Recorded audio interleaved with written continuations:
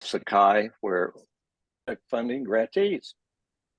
I'm Randall Mullen with TDA Consulting, and I'll further introduce myself and the co-presenter momentarily. Before we begin presenting the content, though, I first want to cover a few logistics. If you've participated in other webinars like this, you probably know the detail. All participants will be muted during the webinar, so you will participate in listen mode. As is customary, the PowerPoint presentation will be available on the HUD Exchange soon after the presentation. You will find the slides in the recently launched CPF cohort landing page shown here, and you will click on FY23 cohort to obtain the materials for this presentation. As you're participating in this presentation as a registrant, TDA has already sent you a copy of the PowerPoint slides in PDF form. We do urge you to visit the landing page and join the CPF mailing list. This will enable you to receive notifications and obtain grant support. You may simply click on the box in the lower left-hand side of the page as shown on this screenshot.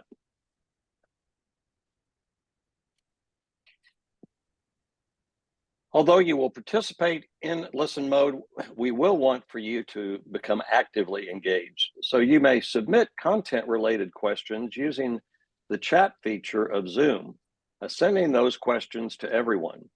The co-presenter and I will monitor the chat and answer clarifying questions when possible as they're asked during the presentations. We'll also pause at the end of each section in today's webinar, read aloud those frequently asked questions, and then orally answer them for all to hear. As in prior webinars like this one, we've reserved time for a Q&A period toward the end of the presentation, where we'll invite HUD representatives to answer the more difficult questions or clarify answers the co-presenter and I have provided earlier as necessary. Now here's the agenda that we'll follow today. As I mentioned, we'll begin with introductions, followed by an overview of the cohort, a general description of the project narrative section, and then we'll cover its format as well as discuss specific content, covering items including project descriptions, project matrix, timeline and status, and proposed subrecipients. After we cover those content areas, we'll do an activity, followed by a Q&A where we'll orally address questions that have not been previously answered in the chat. And lastly, yes, I am going to say this, we'll provide you with a homework assignment. Okay, I'll begin the introductions and then tag my co-presenter, who will introduce himself, and he will in turn tag two HUD representatives who are with us today. Again, my name's Randall Mullen, and I'm with TDA Consulting, where I've worked for many years as both vice president and as a senior consultant on a wide range of housing and community development projects. I've recently assisted HUD in explaining guidance around special congressional appropriations.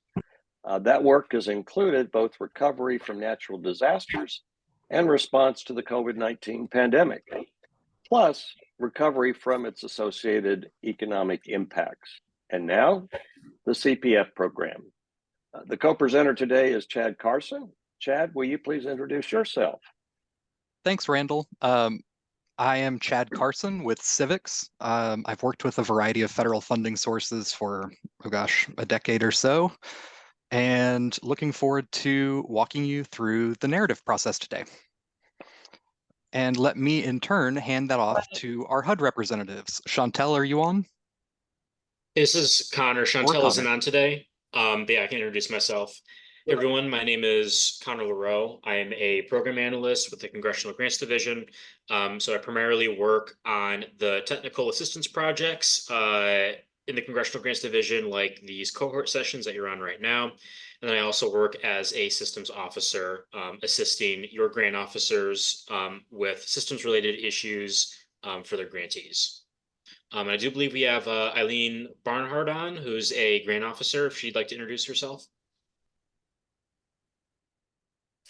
Hello, thank you, Connor, for the introduction. I'm Eileen Barnhart. I'm a grant officer in the Community Project Funding Office. I work directly with the portfolio I'm assigned, as will all of you work with your grant officer, depending on which state you're in. And today we are talking about the project narrative, and I'm really happy to be here and be of any assistance that I can provide. Thank you. And thank you, Eileen and Connor. We're glad to have both these HUD representatives present. They will definitely help answer those difficult questions and clarify the answers that Chad and I might provide, which require such further details. The CPF cohort assembled today is organized to provide specific guidance that will assist each of you grantees in the satisfactory completion of all necessary grant materials. You were invited to join this cohort based on an award of a CPF grant in the FY23 class. Session 1, today's topic on project narrative, will specifically assist you with completion of the required information that leads eventually to your execution of the grant agreement, and then turn attention to implementing your special project. Your cohort will learn today about project narrative, and then you will attend 3 additional sessions shown here, each at 2-week intervals on average.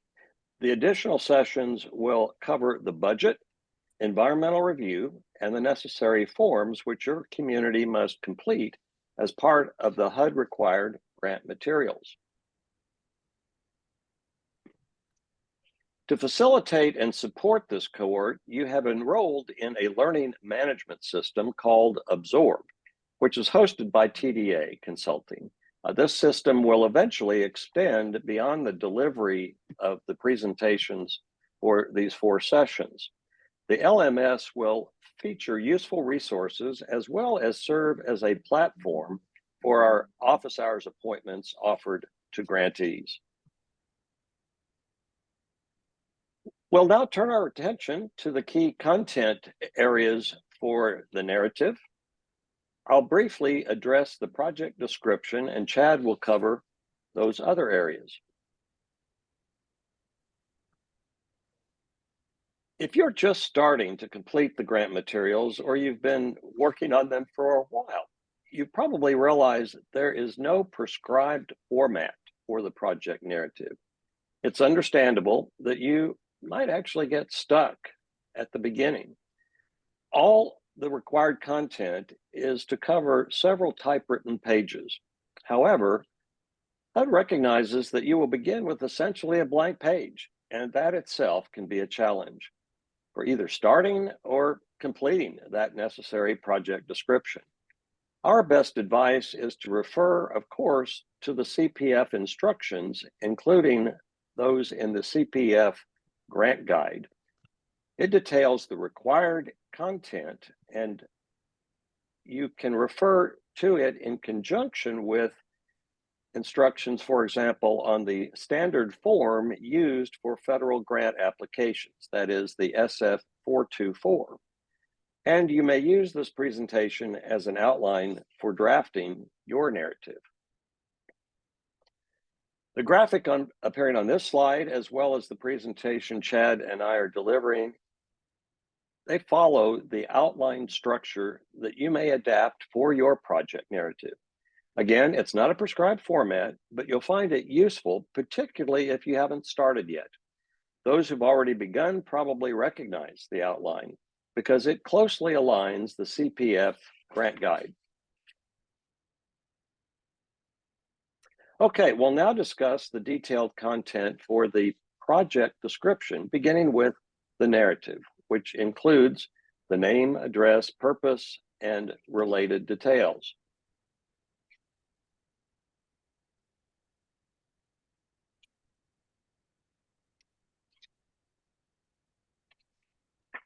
A satisfactory project description begins with a seemingly simple task of identifying your community's project name.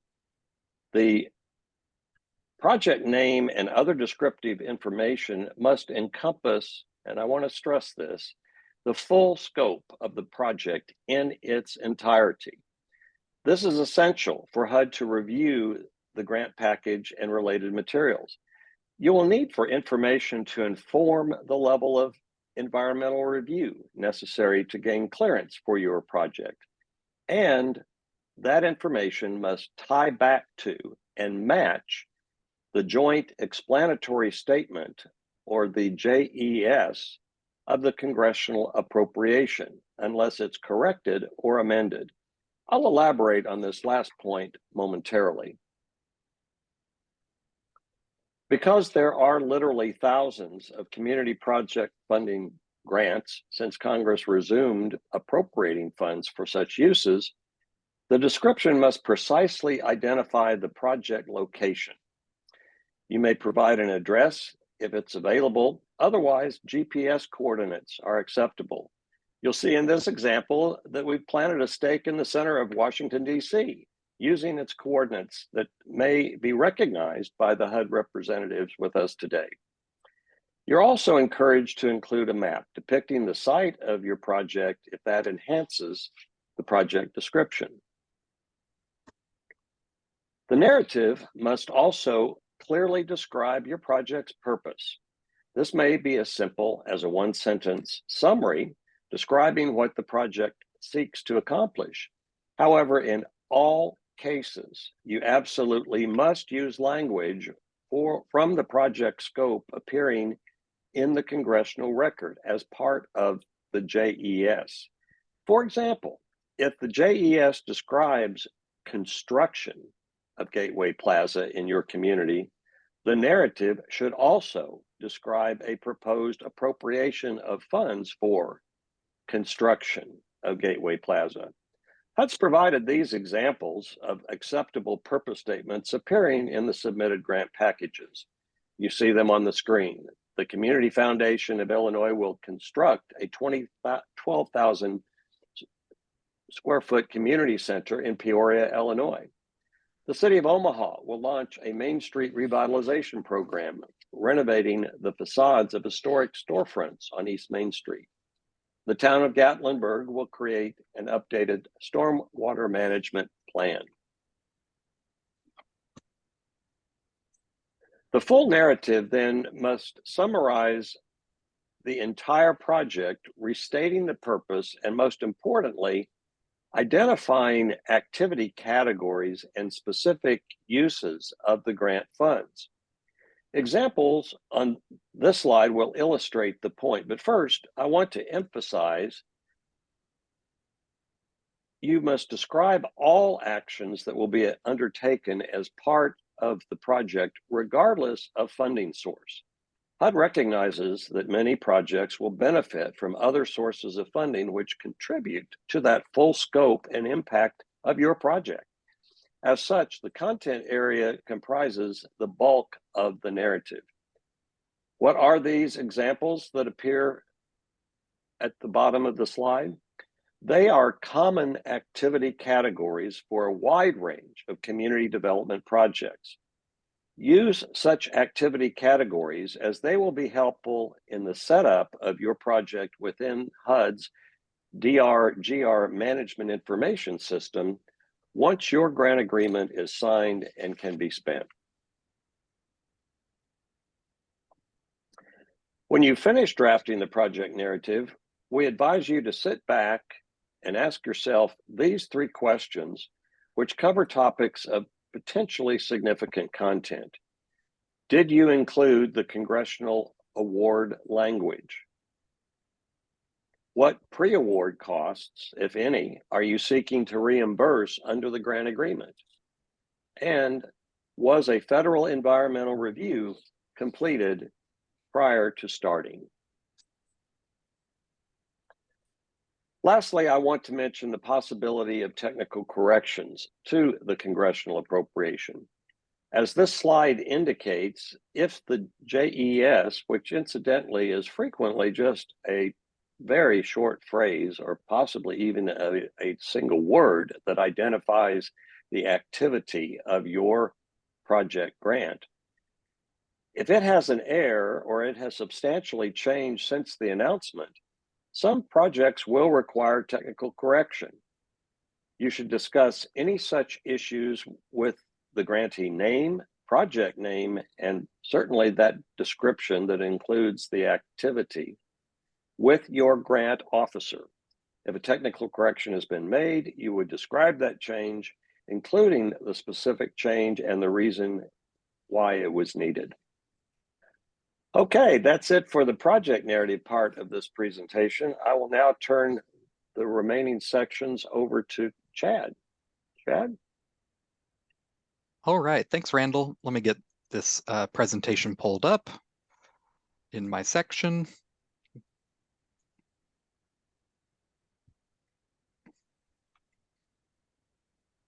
And there we go. All right, so I'm going to be talking about the metrics that go into your narrative. The metrics are entirely within the grantee's control. You get to decide what they are so that they accurately represent your project's goals and outcomes. Just a few examples: hold 6 community meetings to gather feedback on a city plan, construct 10 miles of walking path, train 60 small business owners. The commonality there is that it is a measurable outcome, and you get to choose those for your project. The next item is Section 3 performance. Section 3 is a compliance requirement rooted in the Housing and Urban Development Act of 1968. And it directs funding towards communities that are recipients of HUD funding and projects that involve construction, housing construction, rehabilitation, and other public construction projects. If your project meets these parameters, then when you're setting up your project in DRGR, that's the reporting system that we're using, you will need to estimate the number of labor hours for your project, the number of Section 3 labor hours, and the number of targeted Section 3 labor hours.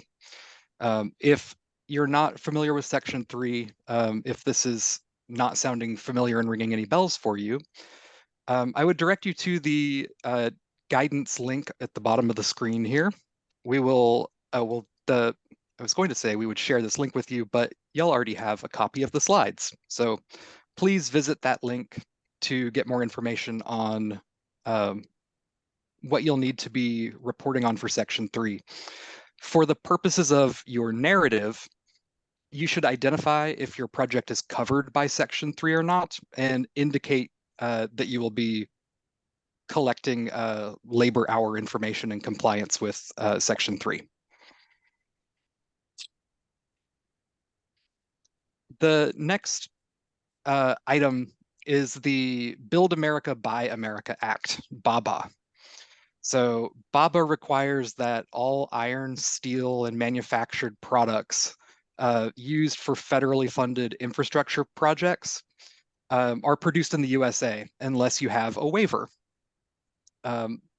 For the ease of implementing this program, HUD has a general waiver for fiscal year 2023 grantees from BABA requirements. So the only reason that you might run into BABA compliance issues is if you are anticipating 2024 funding to be added to your project, or are anticipating additional funding sources that require BABA compliance. Then you need to make sure that your project complies. Examples of CPF projects that might be considered infrastructure include construction or rehabilitation of buildings, construction of public facilities, utilities, water systems, things of that nature. If your project's only federal funding source is going to be fiscal year 2023 community project fund funds, then you don't have to worry about BABA compliance at all. But if you've got these other funding sources in the mix, then you need to be aware of BABA and how it influences your project.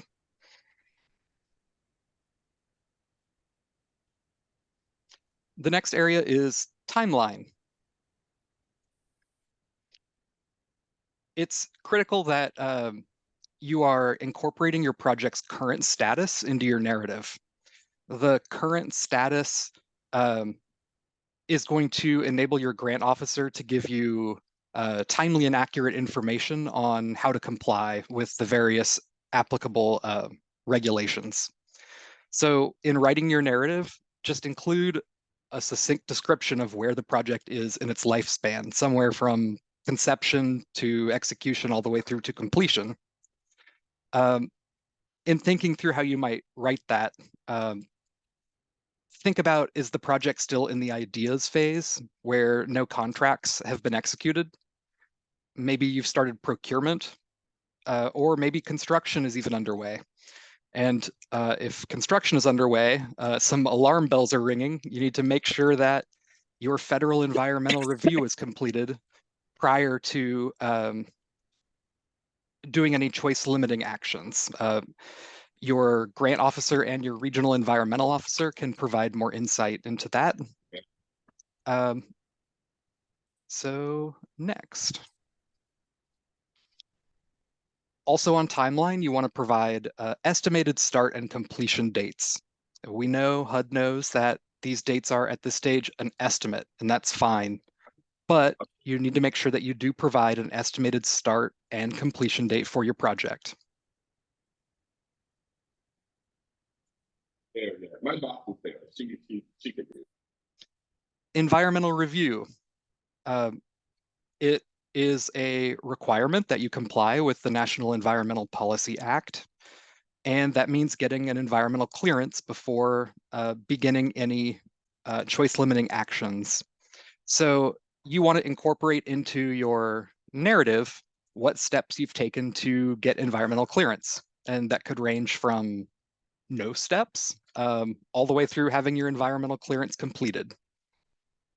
If you're not sure about this, please reach out to your grant officer or your regional environmental officer, and you can get on the right track to getting your project's environmental clearance. We've got on this slide a link to the environmental staff with their contact information. And it also, I'll go over that towards the end of the presentation.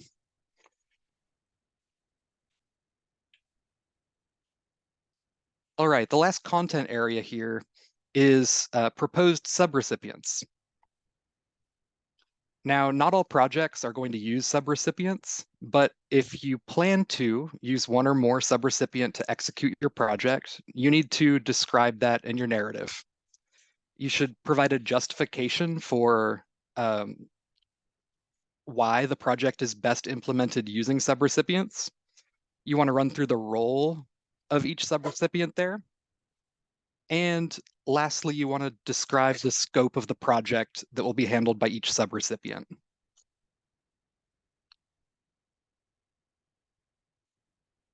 And now it's time for an activity.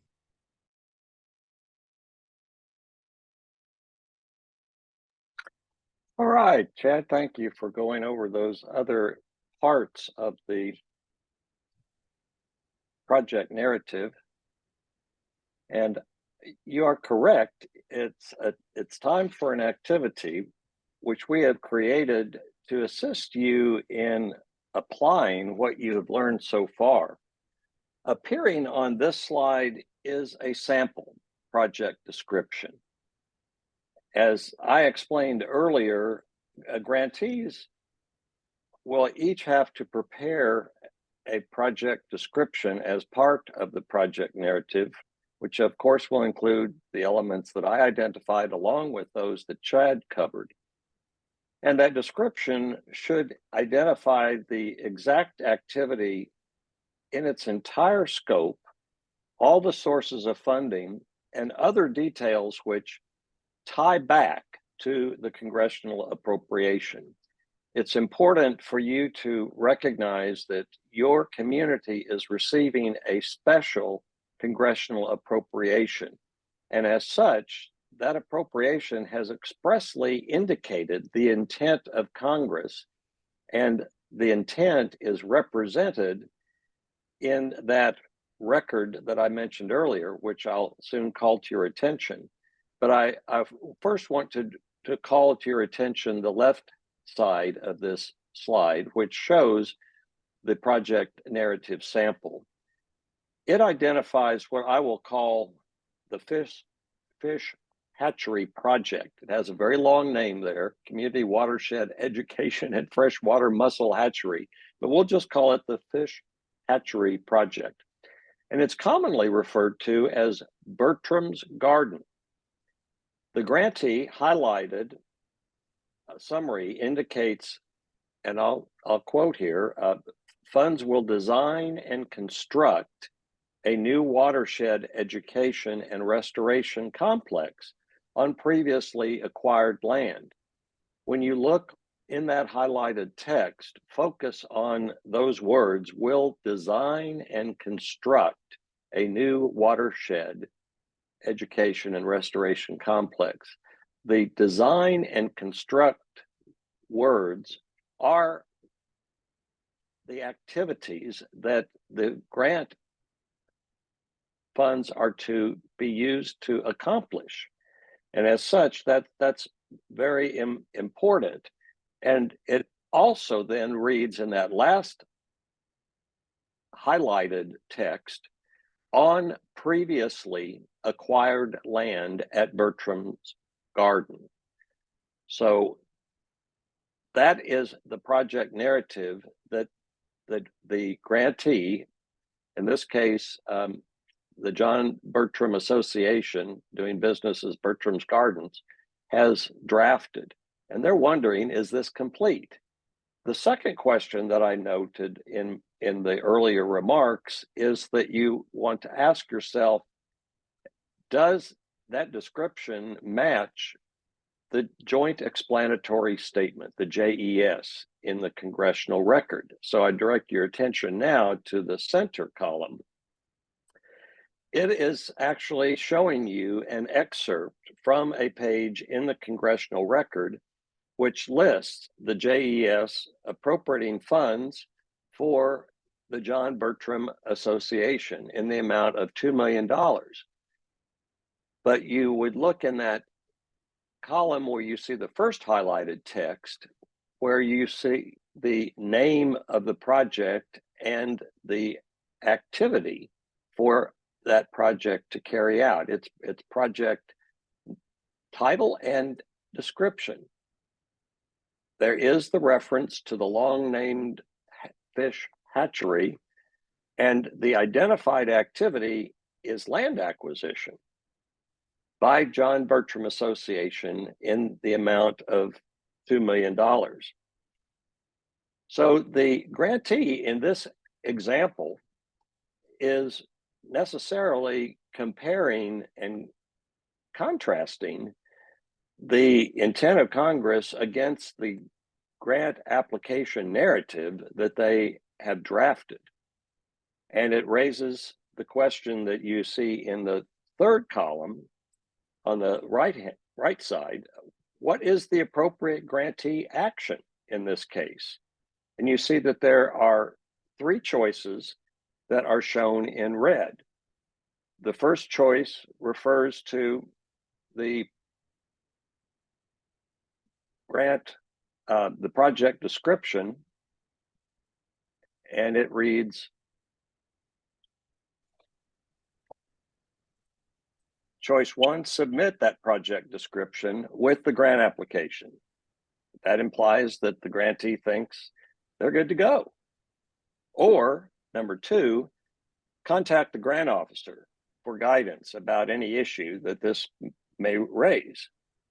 Or three, request that the community's member of Congress intervene and straighten out the problem. We're not going to ask that you pretend you are the grantee, and Pamela Page will be launching a poll where you will then provide your answers to the questions. Pamela? Thank you, Pamela. So now you see those same three questions appearing on the screen. And with that sneak preview, I would hope that you all are able to perform very well in answering this question.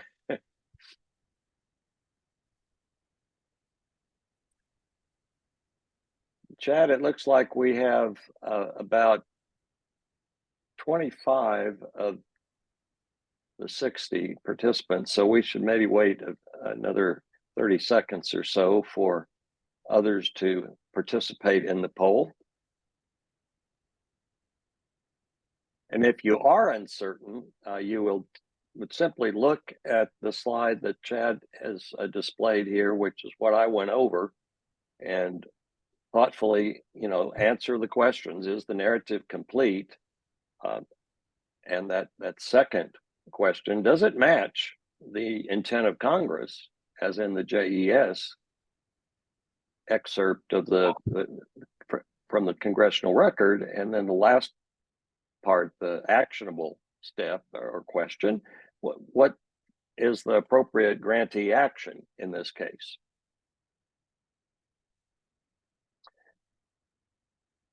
Chad, it looks like we're up to 75% participation. Is that what you see?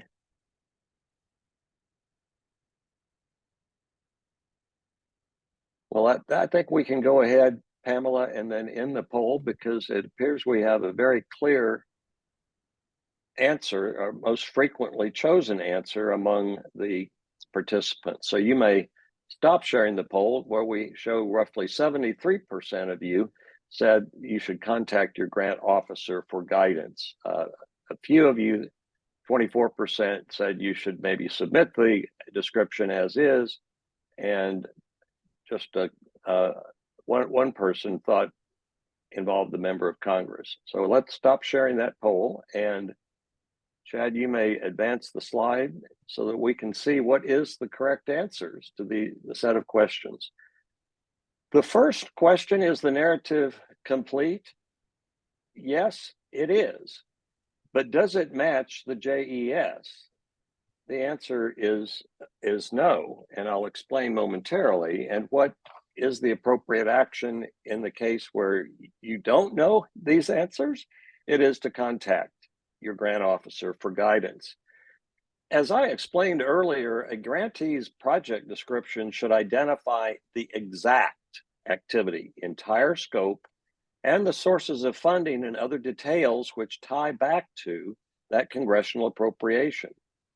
The column on the left hand side of that preceding slide, you remember, identifies the fish hatchery project, commonly referred to as Bertram's Gardens, and the grantee highlighted summary indicated that the funds will design and construct a new watershed education and restoration complex, the fish hatchery facility, on previously acquired land.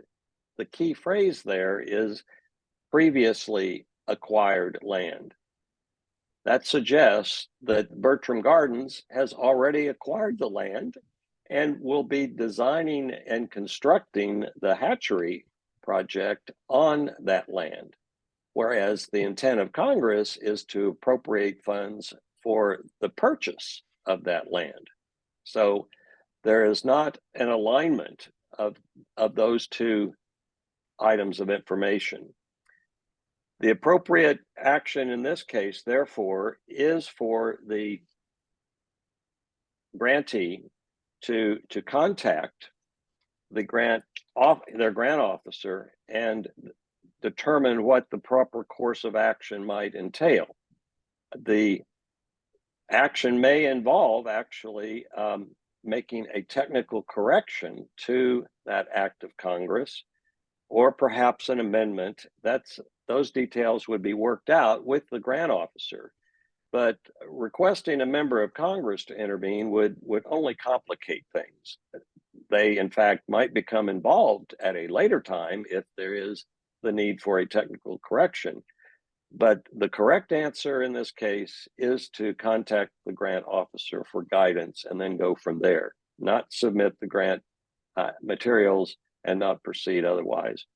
So consequently, it's very important for you to ensure that the information that you include in that project description aligns with the JES and enables you to then, when you do submit your grant materials, you find that the grant officer can review and eventually approve them.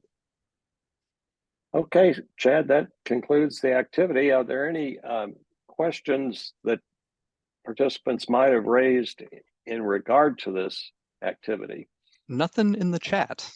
Okay, I don't see any either. So you may go right ahead, and I will note that we did have one question, and you helped try to answer it. Interest in the grant officers, and I think as Chad, you remember Connor and Chantal noting, we also want to elaborate on the use of the HUD exchange as well when we get to item 2. So first up is that list of grant officer assignments. I put it in the chat. There's a link there, and I'll show you what it looks like. Let's see.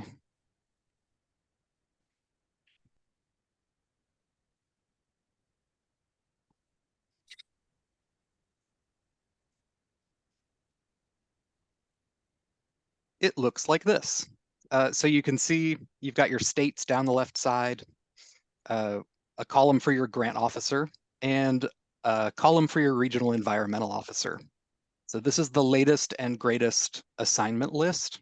There have been some changes in the program since it started, so this might not be the person that you were originally assigned to, but this is the current assignment. And I will note that we are fortunate today to have Eileen Barnard, who introduced herself earlier along with Connor LaRoe. Eileen is the grant officer for, among other places, the state of Alabama, and looking down the list, Hawaii, Indiana.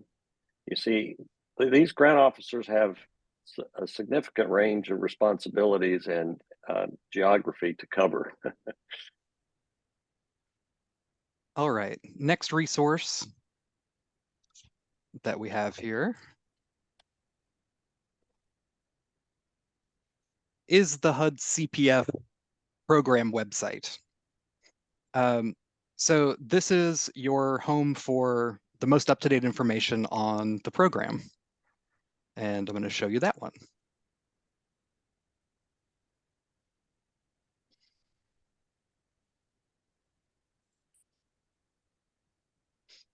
So here it is. Here you can get access to all of the resources that HUD has put together for CPF grantees. It's just some of them. Here's how you get to the grant guide. That's actually what we're going to go over next. Once you, oh, here's a good one. I saw someone in the chat, Deborah, you were asking, how do you find your JES description? Well, you start off on this CPF page, and on the right column, you've got policy guidance, and it's under laws and regulations. So Can I add? Yes, please. Okay, also in your grant guide on page 3, there's a section and there's a hot link, and that'll take you to all the states' JES. So you can go, scroll through it, get your own. You can also, sometimes it's just interesting to see what other people got as far as awards. True. Yes. So just thought I'd throw that out there. That's your grant guide really is a great resource. Keep it at the ready. I'd suggest keeping it as a quick link on your desktop, because you can go to it, find information. Sometimes when you ask your grant officer for a question, they will refer to the grant guide, and they'll probably send it back to you, but it's also good to have it and know the pages. Like number 3's got the JES, number 5's got the page 5 has got the standard form links. So those are just a couple ideas of quick things that you can get to easily. And make sure that you select the FY23 grant guide. That's the one that applies to the grantees in this this cohort. Yeah, Chad was going to show you the two different links. Yep. So the link that's on our slide deck brings you to this page. And at the bottom, you'll see there's a grant guide for fiscal year 2022 and one for fiscal year 2023. Good morning, Chris Jordan. Everyone on this call should be fiscal year 2023. So just make sure you're downloading the correct one. You'll see that the 22 fiscal year is on version 2. That doesn't mean that you should choose that one. There just are some changes in their version. You want to make sure that you're on the 2023 version 1. And I'll just show you real briefly what this looks like.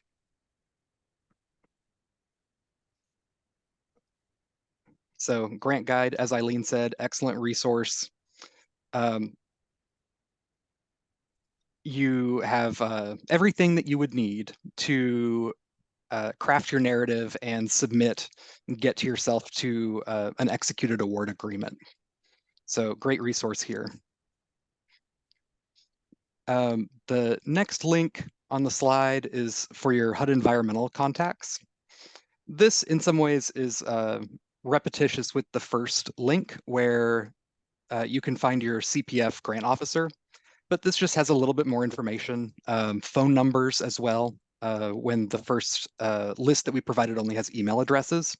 So feel free to use either one.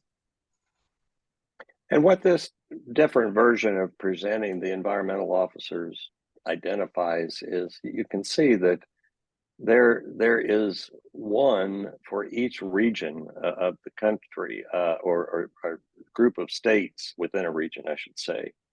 They are also spread pretty thinly, and they're each, as you see in this list, in the example of Region 1, which includes 6 different states, they're all located in one regional office, in this case, Boston.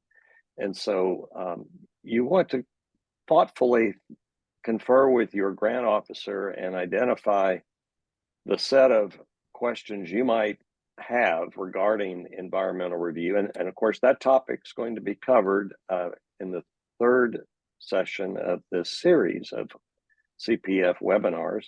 So you can kind of maintain a list of whatever questions you might have, so that when you finally do, in perhaps cooperation with your grant officer, like Eileen, engage your regional environmental officer, you'll be able to go over all of the questions that you have. Thanks, Randall. And the last link on that slide is for the CPF Help Desk, also known as AAQ, or Ask a Question. You can see this Ask a Question function is open to lots of programs, but you've got CPF right there, Community Project Funding. So this allows you to submit a question through this form and get an answer from a specialist at HUD who can help you out. Randall, can you speak a little bit to how to use this one versus the other ways to get information? Yes, I will. Because the grant officers are very busy with a large and increasing number of grantees, you may find that you have a little difficulty in reaching the grant officer. And what Connor and others with the responsible office at HUD have requested that you do is use this AAQ desk as a way to escalate your request that the grant officer get in touch with you. I'm not suggesting that you start there, but this would be kind of like when you're calling customer service and you want to escalate the response or trigger a response. And if you use the Ask a Question desk and you simply ask the question to have your grant officer get in touch with you, that AAQ will not be assigned to just a staff member to answer your technical question about maybe the project description, but will then take steps to ensure that your grant officer does either respond or make that initial contact with you. Thanks, Randall. Mhm. So this is yet another tool for you to get clarification when things on your project turned tricky and you need some guidance. So that's the last resource I'll be sharing. Let me go back to my slide deck. Chad, we also wanted to share, and maybe you can visit the CPF website, and we can show how the participants who haven't yet added their names to the listserv, they actually do so. Let's see. I believe it is down here at the bottom. That's You right. can click and join the CPF mailing list. You click that, brings you to this master HUD Exchange subscription, and you just find your And remember, it's under EDI-CPF. That's right. So please recognize this. is. And frankly, this is why we wanted to draw to your attention this nuance. The community project funding grants are being managed at HUD in an office that also handles the EDI program. And of course, many of the grants are used for economic development purposes. So that's where it's listed. And you want to check that box that's alphabetically listed under E rather than C. And then you will receive updates on maybe change in guidance or other instructions that will pertain to your grant award. Excellent. Thank you, Chad. Mhm. Appreciate you adding that piece of information. And let me return to my slides.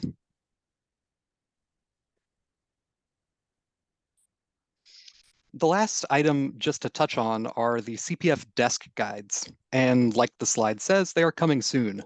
The idea is that it would be a little bit of additional information to help you get started on the different sections of the narrative. Or not only the narrative, but also budget, environmental forms, all these sections. And they're still under development because we're using the questions that are asked during this session and the remaining cohort sessions to populate those guides. We want it to answer the most frequently asked questions. So I appreciate everyone who's asked questions so far. That is going to help us make the most usable and helpful desk guides that we can. So now we're at questions and answers. All right, and one of the questions we have, Chad, relates to the project description, and it's tied to the JES. Deborah is asking, where do we find the JES description? And we do have a link in the slides related to that part of the presentation that I did. And then Eileen pointed out that there is also that same link in the FY23 grant guide. And so where you click right there on laws and regulations, Oops. you There we go, that one. Yeah, you will find the JES. And I do want to point out that the link is to a part of the congressional record. It gives you actually that landing page provides you with the range of page numbers. You can well imagine that the congressional record is a very long document for each days or session, and the tables run for many pages.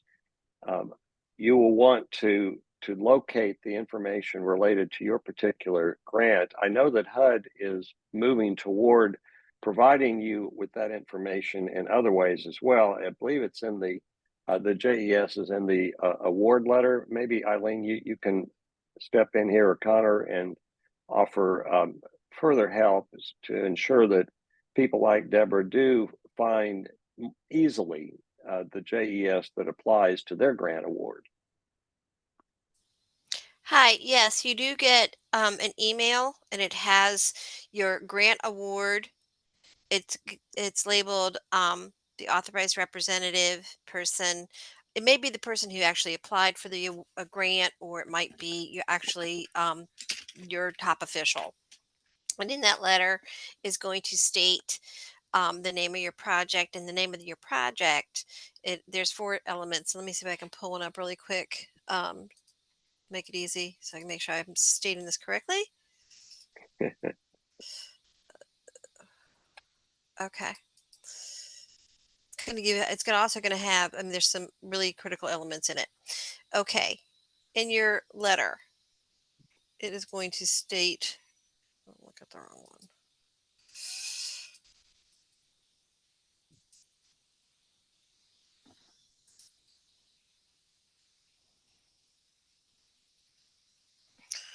The ones I keep hitting in my file are corrected ones.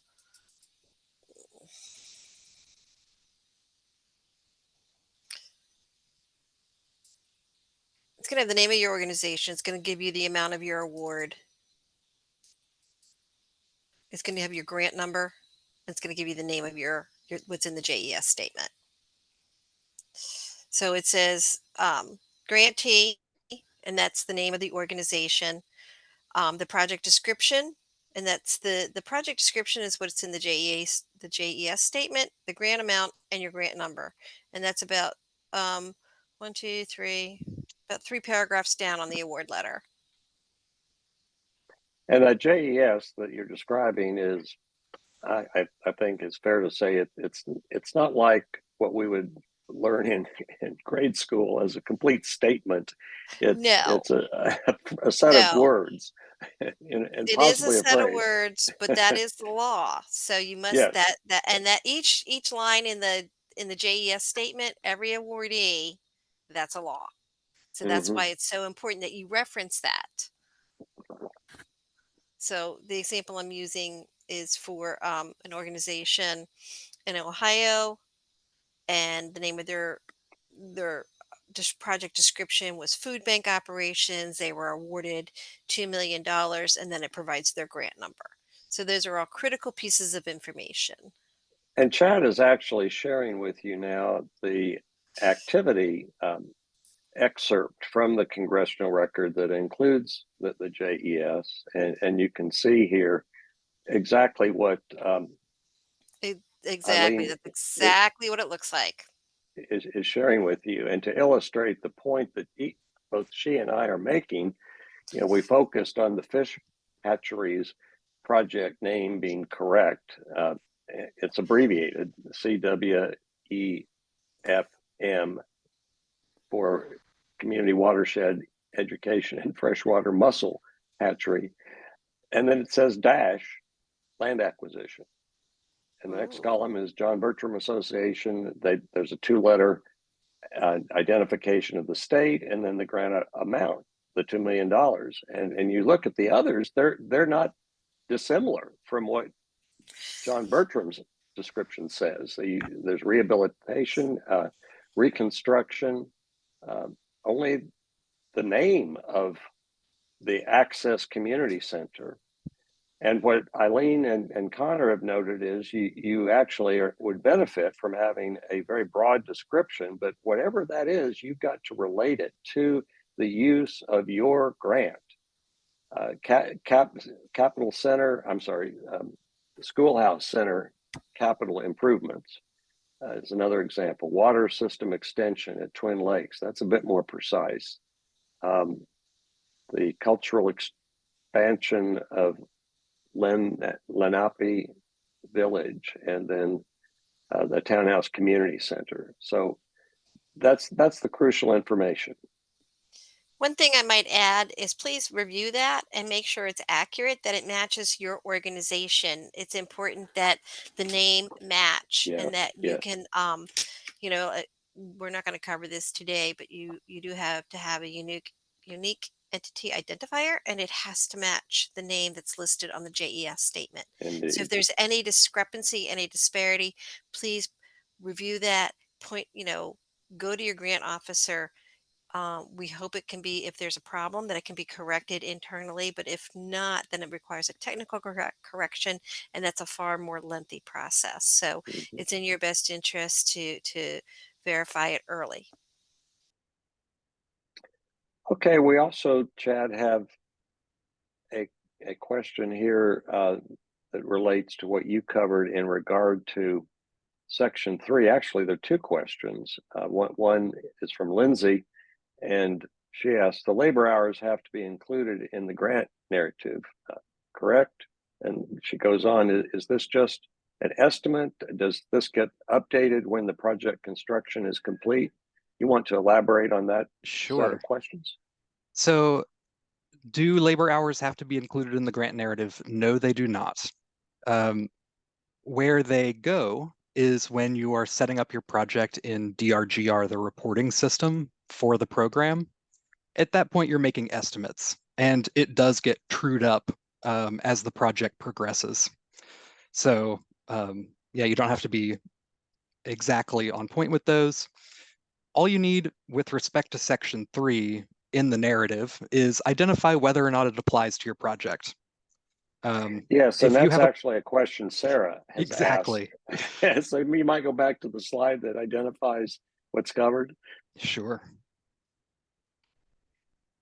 Thank you, Sarah, for setting up the perfect follow-on question. Yep. So the question of, does Section 3 apply? If your project is for housing rehabilitation, housing construction, or other public construction projects, then it applies. Sarah, if you want, you can share what your project is, just the high level. Is it building something?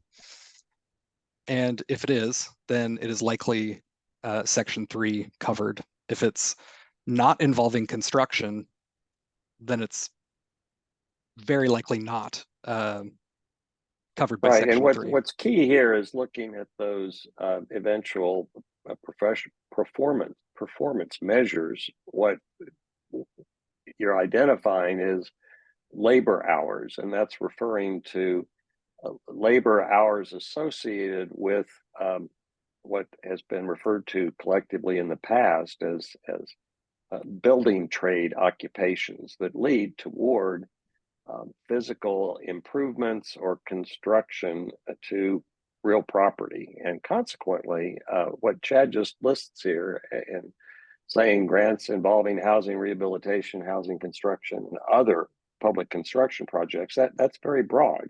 But it does seem to contrast pretty plainly with the fact that, say, a land acquisition project where there is only a purchase of the unimproved tract of land, or there is a service program at a community center where no improvements to the physical structure are being made, those would not be covered. Yep, exactly. And Sarah shared what the project is. It's construction, upgrading and expanding a Boys and Girls Clubhouse. So that would be a Section 3 covered project. And Kendra then followed up, how about with playground replacement? Is that considered public construction? Yes, that would count. That's true. Yep. And we have a separate question. Real quick, we're on a roll here with, is my project covered by Section 3? Does a Wi-Fi project count?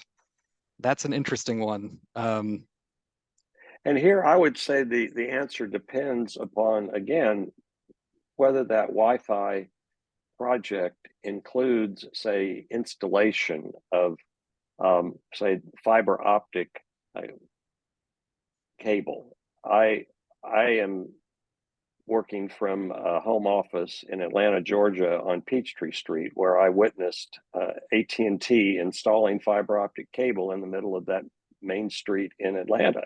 That was definitely a construction project. And if the grant funds were used for any aspect of that construction or that excavation and then burying the cable, that would trigger Section 3 because it entails use of labor hours that are intended to be covered. if on the other hand, it is kind of back office work to extend bandwidth and subsidize the cost of the service to certain targeted underprivileged residents, that might be entirely different. That's more of a service activity and does not involve construction. And I we've hope got that a helps. few more of what makes something public construction. So for instance, a privately owned museum that's a nonprofit, or a nonprofit greenhouse. Does that count as public construction? Randall? And I believe the answer is yes. I agree. It housing rehabilitation is often made at a privately held residential property. New housing construction may occur on land that is owned by a developer. The attempt here to use other is, I think, adding it probably would be better if this read other construction projects, but or read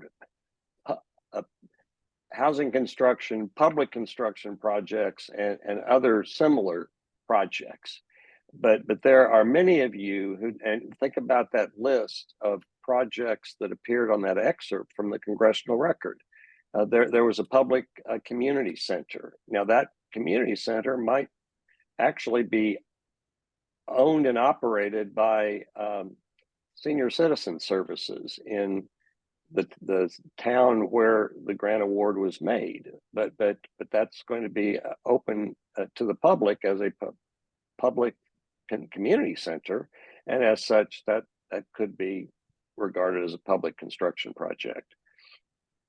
Here again, we would urge, whenever you have a question and need further clarification, refer or question your grant officer. Also look at the website that Chad has linked here. And actually it might be the preceding slide. And then this GR guidance might reiterate what is actually in that landing page on section 3. Is it the preceding slide, Chad, that has the link to the section 3? No, I think it's just this. Okay. So we've got a few more questions that were asked earlier. Yes, are you saying the one related to environmental review? No, I Amy didn't see is that one. asking for the link related to the NEPA requirements. And I think that I think the grant guide would be the best resource there to get you yes. started. Yes, I was trying to remember where we've seen the link to the requirements, and there is an entire section of the HUD exchange that covers environmental review, and I believe that it is linked in the guide. And then we have in this slide deck, you just passed it there, the link to your environmental staff, and Chad already shared with you that that's a contact information sheet. But yeah, you would probably want to look at the grant guide and visit the environmental review pages that HUD has included. We also have a question again. That's Sarah's clarification about the construction of the Boys and Girls Club. Did you say there were some questions toward the There are some beginning? more. Okay. Yeah, so we've got one from L. Grimes who says, we've completed this process and our grant officer has said it moved on to the next level. How long is the second stage approval process? Okay, well, here's a question I think we might want to refer to either Connor or Eileen. They probably have more accurate expectations to relate to you. It can vary. It just depends on how many grant packages they're reviewing. Sometimes there's a very quick turnaround and sometimes there's a more protracted turnaround. So if you have not heard back in a couple of weeks, then I would reach back to your grant officer and ask for an update. All right. Thank Excellent. you, Eileen. And Eileen, We I have also- another one for you. This is from David Hamilton. For 2023 grantees, did the cohort trainings just start the last few months? Just making sure it's common to be starting completing narrative a year after initial award. I'm new to my organization and the previous project lead left. This is not uncommon. We work in a very fluid world, and sometimes we inherit work from others. And so, no, you are ready to jump in. There have been awards, and there's been delays for people to get started. So you are fine. You have quite a bit of time to get under grant agreement. And if you feel unsure, you know, one, I recommend going to the grant guide, read it from start to finish. I know it's a long read, but it really, really, really will help you. Reach out to your grant officer. You can also, send them an email, introduce yourself, give them your contact information. Um, Tee up any questions you may have, and that does help facilitate the conversation. As far as the cohorts, I'm going to refer to Connor on that because he has been the person in charge on the cohort sessions. Yeah, so these are this is definitely not the first cohort trainings that have kicked off.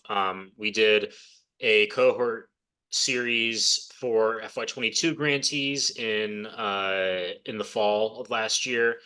And then we've been doing we just wrapped up cohorts 2 through 5 for FY23 grantees, and then this is likely going to be the last 2 cohort sessions for FY23 grantees, which is cohorts. This cohort is cohort 6, and then we have another running simultaneously, which is cohort 7. Thanks, Connor. All right. Yeah, and I will just add what we heard Connor and his predecessors at HUD describe too. The Congress had not appropriated earmarks for probably over 15 years and then began resuming that practice in FY22 and followed it with FY23. And so the Department of HUD is, to its credit, it's mobilized and enabled the grant officers now to respond in a more timely fashion. So we would hope that the experience you have in the FY23 CPF grant class will be even better than that first class, and continued improvements will occur. Chad, did you want to answer that question about from Malachi? Are contractors considered subrecipients? I would like to. Okay. So the very short answer is no, they're not. There is a distinguishing, there's a difference between contractors and subrecipients. So subrecipients in general are going to be nonprofits or units of local government that you are essentially passing down some of the grant funds to carry out part of the project.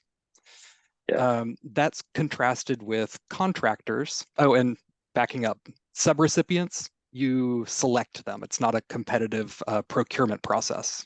Mm-hmm. Meanwhile, contractors are people you are hiring through a competitive process, like you would hire a home builder or a CDBG consultant or something like that. So hopefully that helps explain. If you're doing the sort of pass through, giving some of the funds to another governmental entity or nonprofit, that's a subrecipient. If you're running a procurement, that is going to be a contractor. Thank you, Chad. Mm-hmm.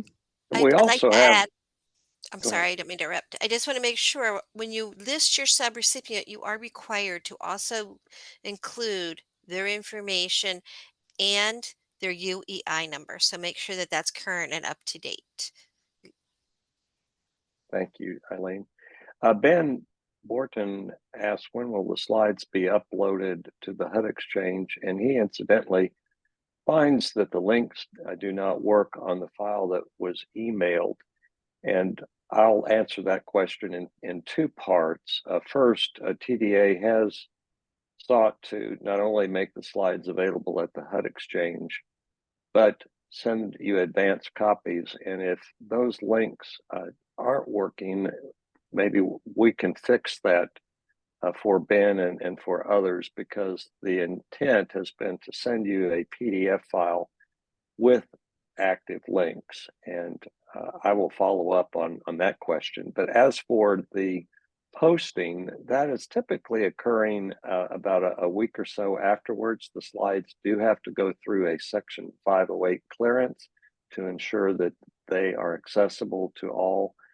And we have kind of streamlined that process, partly due to the fact that we're, as we earlier mentioned, using content and images that are the same essentially as what we did in the FY23 cohorts on each of these topics. So if you don't get a PDF file with active hyperlinks, then we will direct you mainly to the HUD Exchange. We also have a question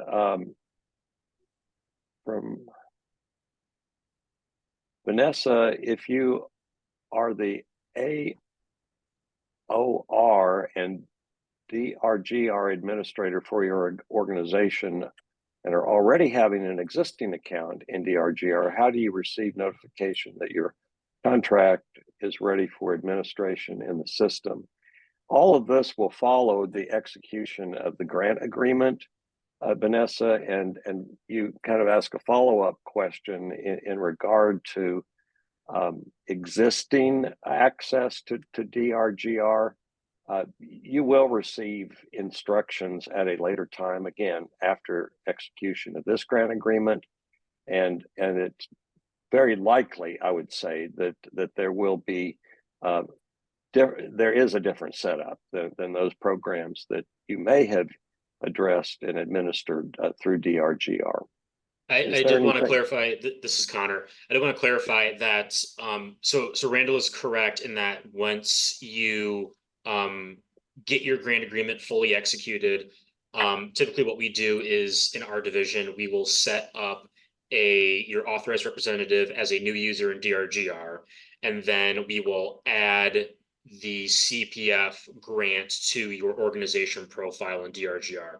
Since it sounds like you already have a DRGR user account and your organization already has an organizational account in DRGR, what will probably happen is that we won't do a new user setup since you're already in DRGR, and we'll simply just add the CPF award to your organization's account.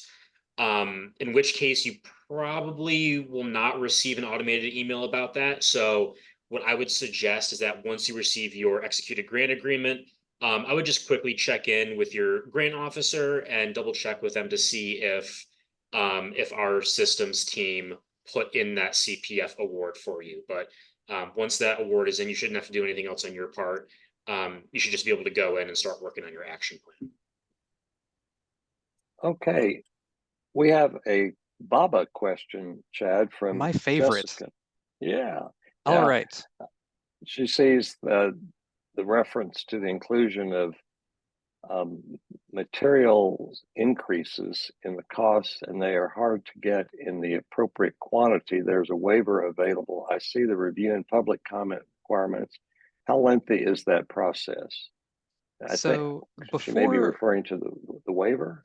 Before digging into that, I would first make sure that BABA actually applies to your project. For many of these projects, it doesn't, because HUD has a waiver for CPF 2023 projects. The only way that it's going to get triggered and require BABA compliance is if you are if you're including other funds in the project that carry a BABA requirement, so other federal funds unrelated to the CPF funds that you've been granted through this program. on the slide, I also clarifying we're a 2024 grantee.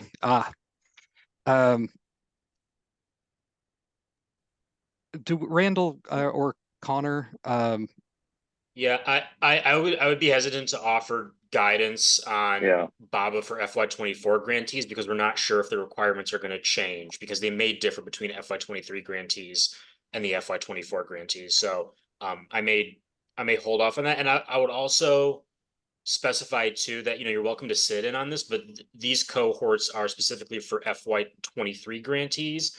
And so some of the dates and the policy guidance that we provide on this may not be entirely applicable to you. So I just want to caution you on it. You're welcome to attend and sit in, but yeah, I did just want to caution you on that going forward because we don't want to provide you're FY23 grantee. Okay, that's totally fine. You're both. Yeah. Okay, yeah, but for FY24 for BABA, our division, our office is going to get some more guidance on that going forward. So you'll probably hear from our office in the coming weeks or months about this.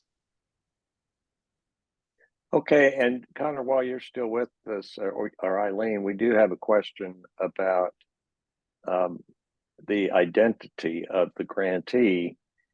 Deborah asks or explains the JES lists our DBA organization name, that is, of course, doing business as name.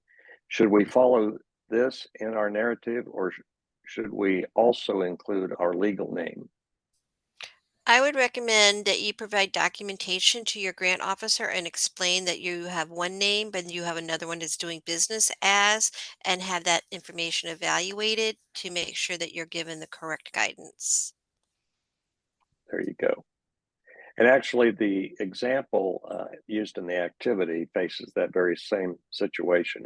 It's not unusual, so hopefully you'll get the answer you're looking for. We also have a question from Amy who asks, what if you find that you're unable to complete the grant scope before the grant deadline ends? And I presume what she means is implement the full scope of the project before the grant deadline ends. Do you want to take that question, Eileen? I'm a little unclear. Is it the entire project or is it the use of the CPF funds that the grantee is concerned about?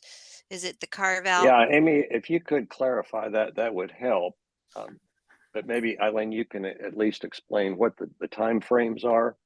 And Eileen, Amy may feel a bit more of a sense of relief than anything else. Okay. Amy wrote, the use of the grant funds and complete the scope of work. So sometimes the use of the CPF funds are within a scope of a project. So for example, if you were using the CPF funds at the beginning of your project, but your project could span perhaps many years. But if you've completed your CPF, then you would be in compliance. The years for the 2023 grant is to get under grant agreement by August, I believe it's 15th of 2026 and completed by August 15th. It might be the 30th, but get it done by August of 2031. So is that going to help you? Do you feel that you might be able to complete your work in that capacity? And Amy? essentially 7 years.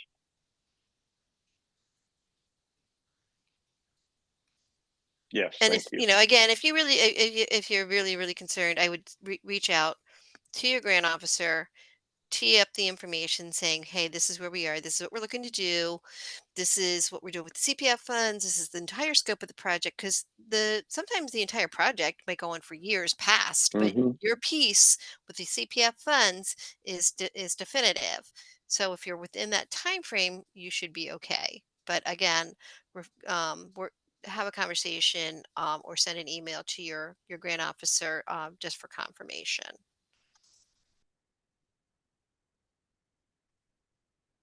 Chad, you've been keeping an eye on the questions as well. I've asked Yeah. Pamela to address the one question about notification concerning future sessions. But do you see any other questions? I see a follow-up from Lindsay who says, once everything is submitted, is it likely to get all of the approvals by the end of the calendar year so construction can start at the beginning of 2025? Well, either Connor or Eileen, do you want to try to answer that question? We don't Yeah, I really know mean, the status of the grant package, but yeah, I think like I'll echo what Eileen said. I think there are a lot of factors that go into the approval of a grant package. So I mean, assuming that everything is done correctly and there's minimal back and forth between you and your grant officer on forms that need corrections or perhaps changes in the project scope, I think it would probably be likely that you would be able to get your grant package approved and get an executed grant agreement before 2025. But yeah, I mean, of course, I would say contact your grant officer and make sure that before you submit, or just ensure that all the materials that you're submitting are correct as you can make them, and you and your grant officer can work together on any corrections that need to be made in order to get an executed grant agreement. And Connor, we have a related question from Anita is, do you have a timeline or a deadline for the grant information to be submitted? We don't have a deadline for when your information has to be submitted, but we do have a deadline for when you need to have an executed grant agreement. I can't remember it off the top of my head. Eileen, do you recall what that date is for the 23 grantees? Yes, and that's where it's August 2026 for a 2023 grant. And that's where I'm like, I've heard two different dates, one being August 15th, the other one being August the 30th. So in my estimation, I would try to get it done by August 1st of Great, thank you. 2026. Excellent. All right, we have just a couple more slides that I want to get through, and then if there are any more questions and we have remaining time, we'll go back to questions. So you have a homework assignment right before the bell rings. So this is about getting ready for the next cohort session, which is on the budget. So as you finish up your project narrative, start thinking through what other funding sources will be required to complete the project if it's not just CPF funding. Also, make sure you fully understand the project's scope so that you can include all of the costs for the project as you are starting to pull together your budget. The next budget session, if you have that information in mind or even on a paper, you'll have a leg up to begin to complete your budget. And the next budget cohort session is on April 16th at the same time, 2 to 3:30 p.m. Eastern Time. And that is the second session of 4.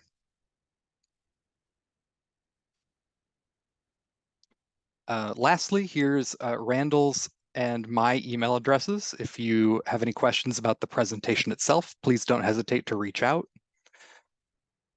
And lastly, evaluations. HUD asks that all participants complete an evaluation of this cohort. You can scan that QR code to get to the evaluation, and you'll also receive an email with a link from cohorts at tdainc.org after this session. It would really help us out if you share what we did well and what could use improvement. We want these cohort sessions to be as useful as possible for the grantees. So please, if you have a few minutes, complete that evaluation.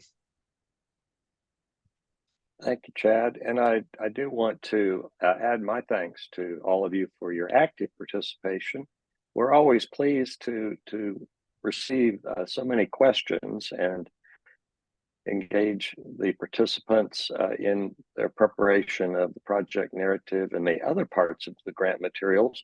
We also are mindful that you have many other things going on yourselves, as do all of us, and you are being notified about this program. Chad and I are aware that there are multiple cohorts that have already gone through a series of webinars and still more to follow. All cohort 6 members, which are in this class, you should have received a welcome email, and you will receive calendar entries for each of the sessions. And I'm referring to this as session 1 on project narrative, the next that Chad mentioned, session 2 on budget, session 3 on environmental review, and session 4 on forms. We will also be holding office hours sessions, and you'll receive information about those opportunities as well.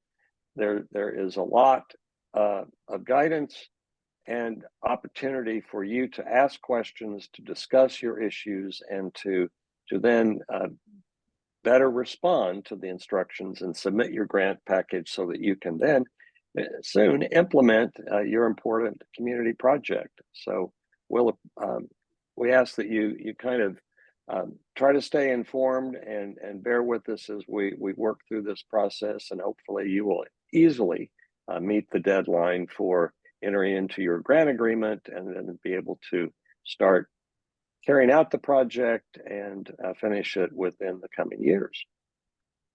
So we thank you again for your active participation, and we will see you at the budget session in 2 weeks. Thank you all so much. Have a good one. Goodbye.